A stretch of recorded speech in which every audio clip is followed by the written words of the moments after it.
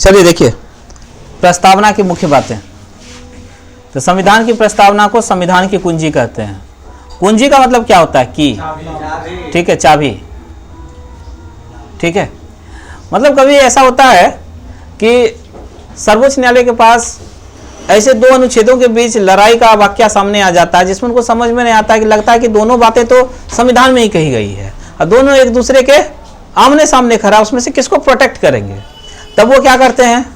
तो संविधान बनाने वाले, ठीक है, संविधान निर्माण करने वाले सदस्यों की भावना को समझने के लिए प्रस्तावना का उच्चारण करते हैं, प्रस्तावना को पढ़ते हैं और प्रस्तावना पढ़ने के साथ संविधान बनाने वाले की भावना से अवगत हो जाते हैं और तब समझ में आ जाता है कि संविधान निर्माता असल में क्या चाहते थे। जिसको ज़्यादा महत्व देना चाहते थे उसी को सर्वोच्च न्यायालय ज़्यादा महत्व देगा। इसीलिए ये क्या है? संविधान की कुंजी है, जहाँ संविधान के साथ, जहाँ संविधान के लक्ष्य, जहाँ संविधान के शब्द, जहाँ संविधान के भाव स्पष्ट नहीं हो रहे हो, वहाँ प्रस्तावना उन चीज़ों को स्पष्ट कर देता है। इसीलिए इसको क्या कहा जाता है? संविधान की कुंजी कहा जाता है प्रस्तावना को। तो प्रश्न पूछा जाएगा, प्रस्तावना, संविधान की कुंजी किसे कहा जाता है? प्रस्तावना। प्रस्तावना संविधान का आरंभिक अंक होते हुए भी कानूनी तौर पर उसका भाग नहीं माना जाता है, ठीक है। आरंभिक अंक होते हुए भी कानूनी तौर पर उसका भाग नहीं है। हम लोग आर्टिकल और भाग वगैरह को देखते हैं, ये प्रस्तावना तो बस उसका इंट्रोडक्शन है।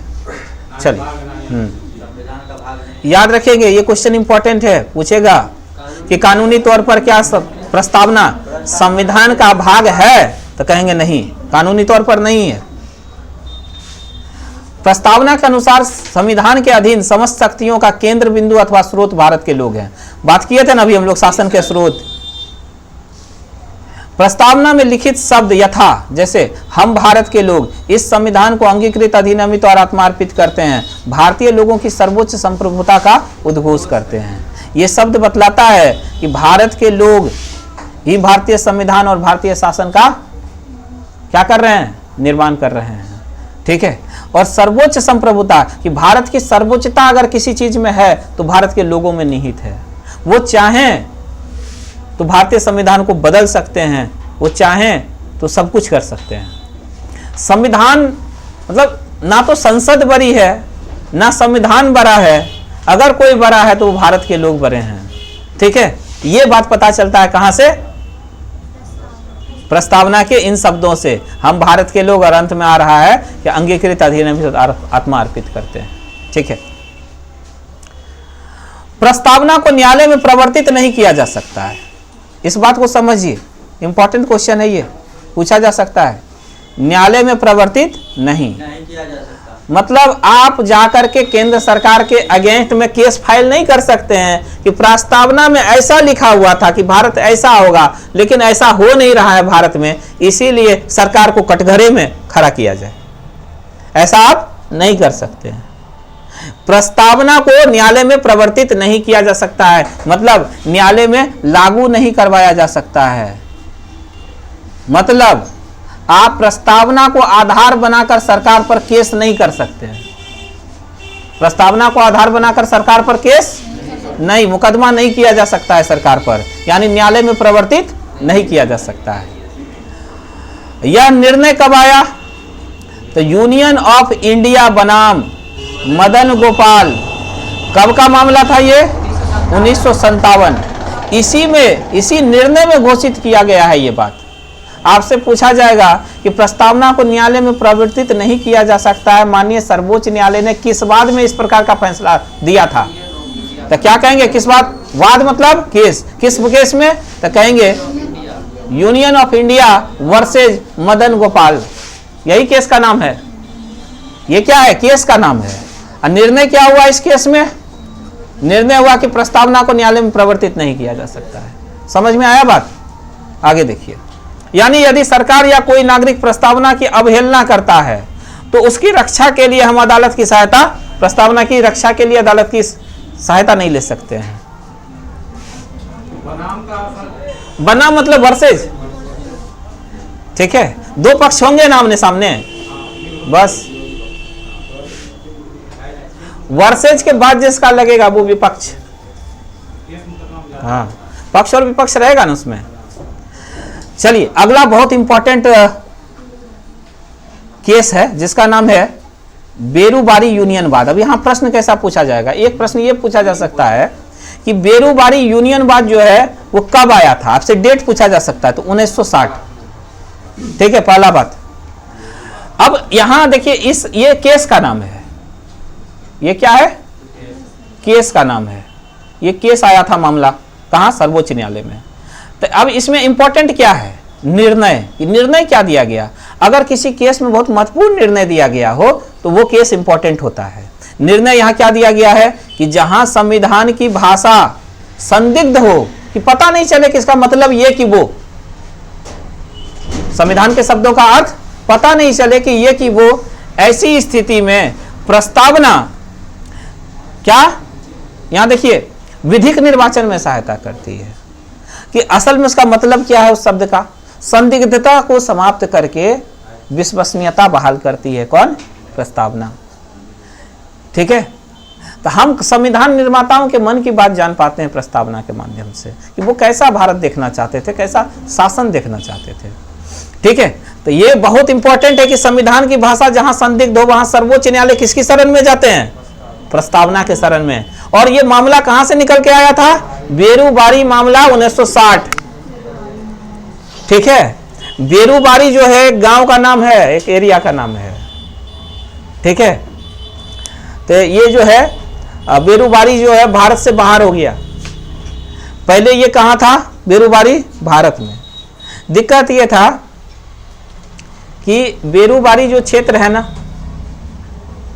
ये इस तरह से बटा हुआ था कि आधा एरिया जो है पाकिस्तान में था, आधा भारत में था। तो भारत के बहुत सारे लोग चाहते थे कि भारत में रहे, पाकिस्तान के लोग चाहते थे पाकिस्तान में रहे।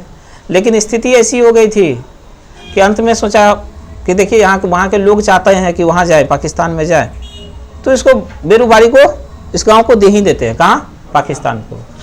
तो अब यहाँ पर सबसे बड़ा प्रश्न आया कि क्या भारत सरकार, सुनिए, क्यों, अगर ऐसा रहता, अगर इस तरह की स्थिति रहती, सीमा इस तरह से, गांव इस तरह से बटा होता, तो हमेशा घुसपैठ का खतरा रहता। और कभी भी ऐसे क्षेत्र को आप अपने में शामिल मत रखिए जो बहुत सेंसिटिव हो, दूसरे क्षेत्र के लिए वो एक बेस कैंप के तरह काम करे, उसको छोड़ देने में भलाई है। तो बेरूबारी कल जाकर के हॉट स्पॉट हो सकता था आतंकवाद का, नहीं हो सकता था। इसको छोड़ने में भलाई था क्योंकि पाकिस्तानी प्रभाव था इस पर। सिविलियंस पाकिस्तान के पक्ष में होंगे तो वो तो अपनी जगह जमीन को यूज करने दे देगा आतंकवादी को, परेशान आप होते रहिएगा। बेरूबारी को क्या किया गया, निपटा दिया गया। अब प्रश्न ये बना, ठीक है, क्या प्रश्न बना, प्रश्न ये बना कि क्या भारत सरकार को यह अधिकार है कि किसी भी क्षेत्र को किसी विदेशी शक्ति को दे सके। किस आर्टिकल में है कि भारत सरकार अपना कोई भूमि किसी विदेशी देश को दे सकता है, तो ऐसा तो कोई आर्टिकल में नहीं है। मामला गया न्यायालय में, न्यायालय में जब मामला गया तो इस तरह की बात, न्यायालय ने भी सोचा, सारे पक्षों पर सुना, बहस सुना। ऐसा नहीं है कि प्रधानमंत्री जी का निर्णय हुआ और दे दिया गया, ये प्रधानमंत्री जी पर आरोप है, ये फैसला असल में न्यायिक था। सर्वोच्च न्यायालय ने हियरिंग की, मामला चला और अंतिम फैसला यह हुआ कि यह दिया जा सकता है, दे दें। तो इसी मामला में क्या हुआ, बेरूबारी क्षेत्र को किसको दे दिया गया, पाकिस्तान को दे दिया गया। ठीक है, सर्वोच्च न्यायालय का फैसला आया बाद में। आगे देखिए, चलिए, बेरूबारी वाद में ही सर्वोच्च न्यायालय ने प्रस्तावना को संविधान का अंग नहीं माना, यह भी इंपॉर्टेंट है। सर्वोच्च न्यायालय ने क्या माना, आपसे प्रश्न पूछा जाएगा कि किस वाद में, यानी किस केस में माननीय सर्वोच्च न्यायालय ने प्रस्तावना को संविधान का अंग नहीं माना, तो बेरूबारी वाद में। ठीक है, प्रश्न बन सकता है। आगे देखिए, इसीलिए विधायिका प्रस्तावना में संशोधन नहीं कर सकती है, यह बात भी कहा, विधायिका प्रस्तावना में संशोधन नहीं कर सकती है। यह बात आया है बेरूबारी वाद में। विधायिका चाह रही थी कि हम प्रस्तावना में संशोधन कर सके, कुछ जोड़ सके, तो माननीय सर्वोच्च न्यायालय ने कहा चूंकि प्रस्तावना अंग ही नहीं है, आर्टिकल 20 भाग 20 अनुच्छेद 368 आपको संविधान में संशोधन करने की शक्ति देता है, किसको, संसद को।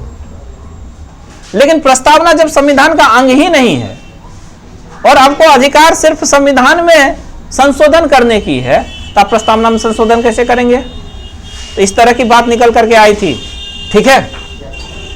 परंतु सर्वोच्च न्यायालय, अब देखिए, अपने इसी फैसले को सर्वोच्च न्यायालय ने बाद में बदला था। सर्वोच्च न्यायालय के केशवानंद भारती बनाम भारत संघ, केशवानंद भारती बनाम केरल राज्यवाद कब आया था?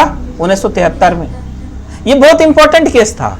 इस केस में क्या कहा गया कि प्रस्तावना संविधान का अंग है। पहली बार मान लिया गया कि प्रस्तावना किसका अंग है?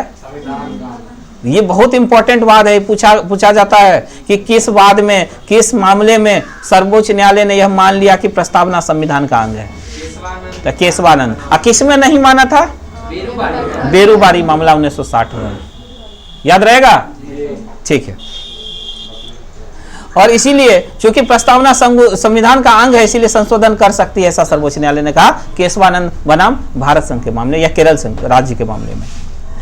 केशवानंद भारतीवाद, यहां से बहुत प्रश्न आते हैं। केशवानंद भारतीवाद 1973 से, इसी में सर्वोच्च न्यायालय ने मूल ढांचा का सिद्धांत दिया। किसका? मूल ढांचा का सिद्धांत। इसी को कहते हैं बेसिक स्ट्रक्चर का थ्योरी ऑफ बेसिक स्ट्रक्चर। कहा कि देखिए बात यह है कि हालांकि संसद को यह अधिकार है कि वह संविधान में संशोधन कर सकती है, यह बात है। जैसे आपको इस घर का मॉडल चेंज करने का अधिकार है, आप चेंज कर सकते हैं, चेंज कर दीजिए, लेकिन आप कुछ चीजों को चेंज नहीं कर सकते हैं। इस घर की कुर्सी को अगर आप चेंज करना शुरू कर दीजिएगा, घर ही गिर जाएगी। तो कुछ बेसिक स्ट्रक्चर है इस घर का जिसको आप किसी भी स्थिति में बदल नहीं सकते हैं। उसी तरह से संविधान जिन सिद्धांतों पर खड़ा है, आप सबको नहीं बदल सकते हैं। उसमें से कुछ सिद्धांत ऐसे हैं जिस पर संविधान खड़ा है। अगर आप उस सिद्धांत को बदलिएगा तो स्ट्रक्चर ही गिर जाएगा संविधान का। इसीलिए कुछ ऐसे चीज हैं जो बेसिक स्ट्रक्चर ऑफ कॉन्स्टिट्यूशन है, आप उसमें चेंजेस नहीं कर सकते हैं, उसमें संशोधन नहीं किया जा सकता है। ठीक है।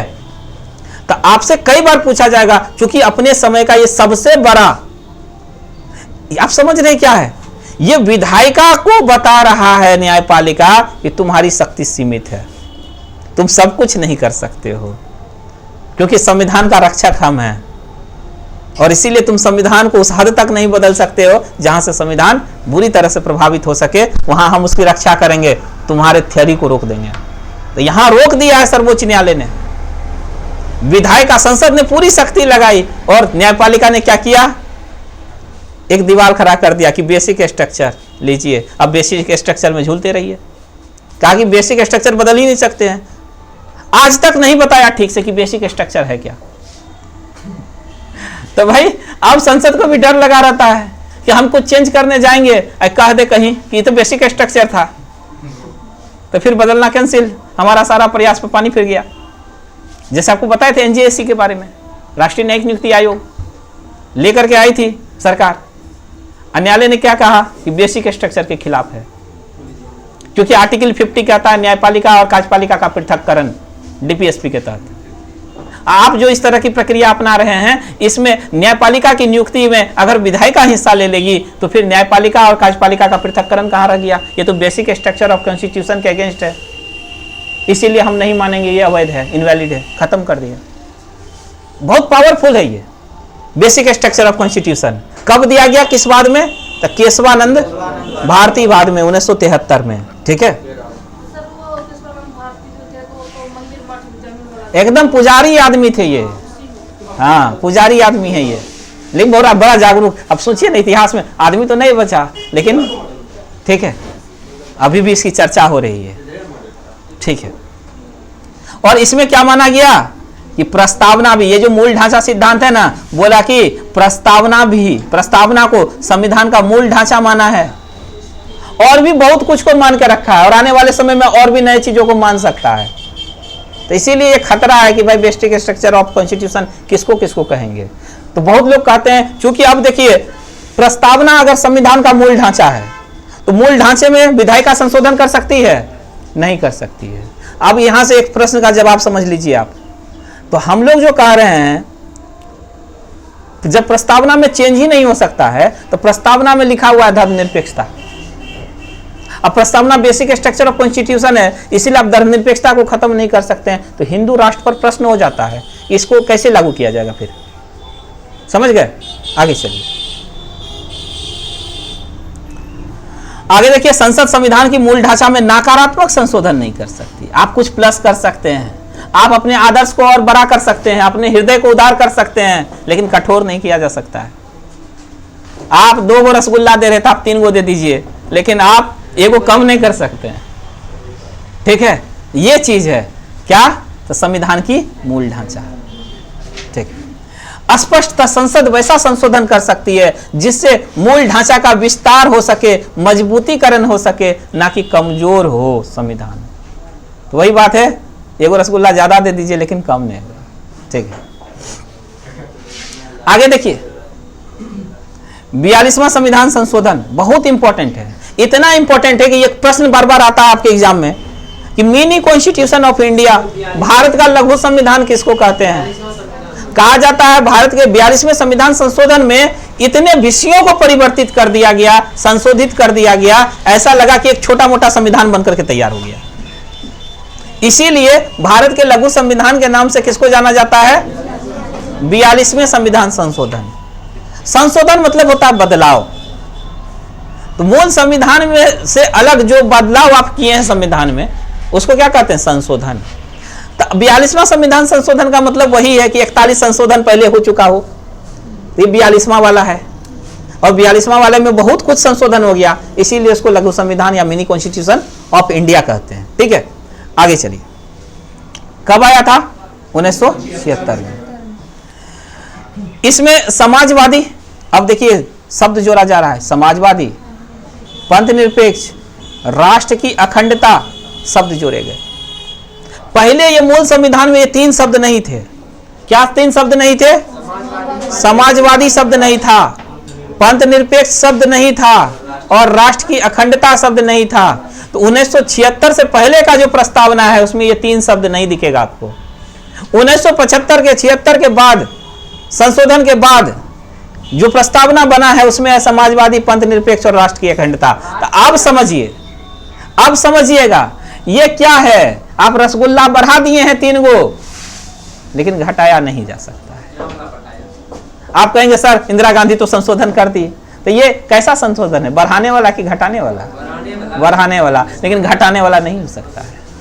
ठीक है, राष्ट्र के अखंड भारत बनाएंगे ना आप, आपका राष्ट्र अखंड हो, इसको लोग जाति धर्म में नहीं तोड़ सके। ठीक है, जाति में भी नहीं टूटना चाहिए। अभी देखेंगे कि कुछ सरकारें ऐसी होती है जो धर्म के नाम पर लोगों को बांटती है, और कुछ सरकार उसको रोकने के लिए जाति के नाम पर लोगों को बांट देती है। तो दोनों ही तरह की सरकारों को हम देखने लगते हैं। तो ऐसे में थोड़े होगा, समाधान ऐसे नहीं होगा। खैर, जाति प्रधान एक धर्म प्रधान हो जाता है, ये दोनों गलत है, अखंडता के लिए खतरा है ये। चलिए, तो समाजवादी, पंथ निरपेक्ष और राष्ट्र की अखंडता, ये 3 शब्द कब जोड़े गए? ये पूछता है, ये तीनों शब्द किस संविधान संशोधन में जोड़े गए? तो 42वें संविधान संशोधन में। भारत के संविधान की प्रस्तावना में 3 प्रकार के न्याय, ये सब तो बात कर लिए, 3 प्रकार के न्याय, 5 प्रकार के स्वतंत्रता बात कर लिए हैं। ठीक है, विचार, अभिव्यक्ति, धर्म, उपासना। अच्छा, 2 प्रकार के समानता, प्रतिष्ठा और अवसर का उल्लेख किया गया, ये सब चर्चा कर लिए हैं। आगे देखिए, भारत का संविधान विश्व का सबसे बड़ा, हाँ ये पूछा जाता है, विश्व का सबसे बड़ा लिखित, ठीक है, और सर्वाधिक व्यापक संविधान कौन सा है? ठीक है, विश्व का सबसे बड़ा लिखित संविधान।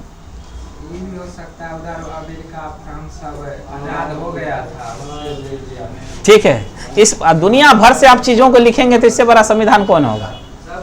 ठीक है, प्रश्न पूछा जाता है। आगे देखिए, लिखित संविधान की अवधारणा सबसे पहले किस देश ने अपने संविधान को लिखना प्रारंभ किया? तो फ्रांस। ठीक है, लिखित संविधान। अब आगे देखिए, अच्छा ये छूट गया है। तो सबसे बड़ा लिखित और सर्वाधिक व्यापक संविधान किसका है?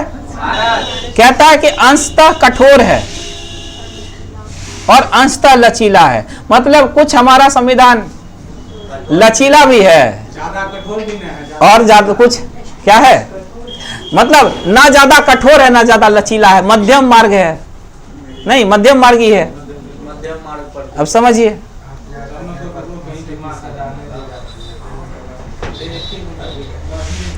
हमारा संविधान कैसा है, ना अत्यधिक कठोर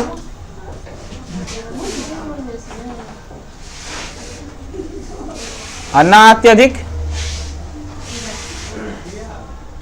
लचीला। ना अत्यधिक कठोर मतलब क्या, ज्यादा हार्ड सजा दे सकता है, थोड़ा कठोर है, थोड़ा कठोर है और थोड़ा लचीला है। अब समझिए इस बात, नहीं इस बात का मतलब समझिए पहले।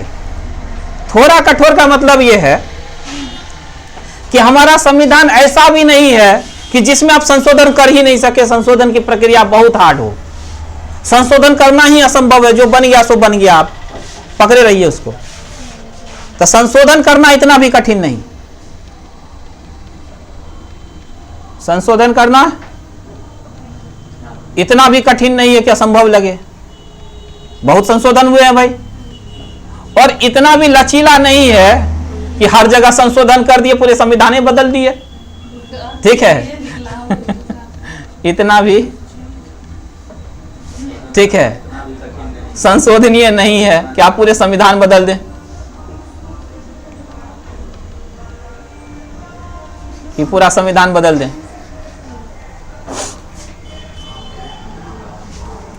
मतलब संविधान संशोधन की प्रक्रिया कुछ ऐसी है जो आसान है, जैसे राज्यों के नाम बदलना हो, उसमें बहुत ज्यादा तिगरम नहीं है, संसद ऐसे ही पास कर देती, जाओ साधारण बहुमत से पास हो गया, ठीक है।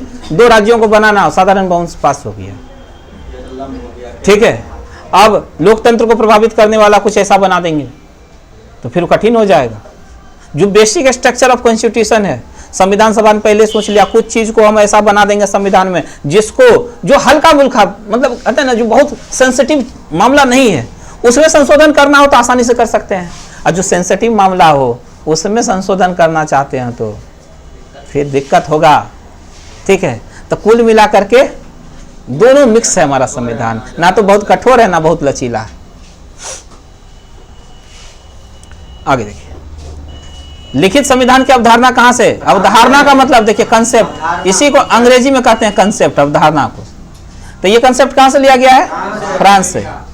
भारतीय राजनीतिक व्यवस्था में संविधान सर्वोच्च है। आपसे पूछेगा निम्नलिखित में से कौन सर्वोच्च है, ऑप्शन दे देगा, ऑप्शन दे देगा, क्या देगा ऑप्शन, भारतीय संसद, भारतीय संविधान, ठीक है, सर्वोच्च न्यायालय, राष्ट्रपति।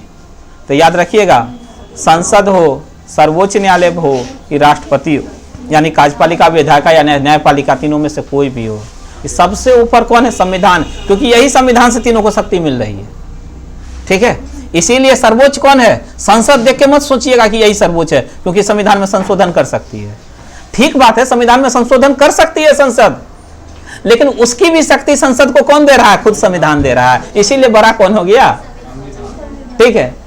आप हमको नहीं मार सकते हैं, लेकिन हम कह दे 2 थप्पड़ मार लीजिए, तो ऐसे तो हिम्मत नहीं होगा, लेकिन हम कह रहे हैं मार लीजिए, तो आप मारे तो आप बड़े नहीं हो गए, क्योंकि हम पहले ही आपको अभय कर दिया, हम कुछ नहीं करेंगे आपको, तो कौन बड़ा हुआ, ठीक है। आगे चलिए, मार खाने वाला बड़ा हो गया, क्योंकि उसके परमिशन के बिना आप उसको मार भी नहीं सकते हैं, ठीक है। तो ये मत कहिएगा कि भाई उसको चूंकि मारा गया इसलिए वो कमजोर है, ठीक है। आगे चलिए, हाँ राजनीतिक व्यवस्था की बात हो रही है, और कौन सी व्यवस्था करेंगे। भारत का संविधान अपना प्राधिकार भारत की जनता से प्राप्त, यह अधिकार जो भारतीय संविधान को आज प्राप्त है, कहां से प्राप्त हुआ था, हम भारत के लोग से ही ना, यानी भारत की जनता से ही प्राप्त हुई थी। आगे देखिए, भारत सरकार अधिनियम 1935 सबसे इंपॉर्टेंट आर्टिकल था, वह संवैधानिक दस्तावेज है जिसका भारतीय संविधान तैयार करने में गहरा प्रभाव रहा। आपको बताएं, अकेले यहीं से 250 आर्टिकल लिए गए हैं, 395 में से 250 आर्टिकल यानी अनुच्छेद कहां से लिए गए हैं, ठीक है। आगे देखिए, भारत के संविधान में संघीय शासन शब्द का प्रयोग कहीं भी नहीं किया गया है, बहुत इंपॉर्टेंट है। भारत के संविधान में संघीय शासन शब्द का प्रयोग कहीं भी नहीं। संविधान में भारत को राज्यों का संघ कहा गया है, बस क्या कहा गया है? भारत राज्यों का संघ। राज्यों का संघ होगा आर्टिकल 1। ठीक। आगे अब भारतीय संविधान के विदेशी स्रोत भी फटाफट देख लेते हैं हम लोग। ठीक है, हाँ हाँ, अभी 5 कहाँ बजा है? पढ़ाइए दीजिए, लग अच्छा छोड़ दीजिए, हटाइए, एक छोड़ करके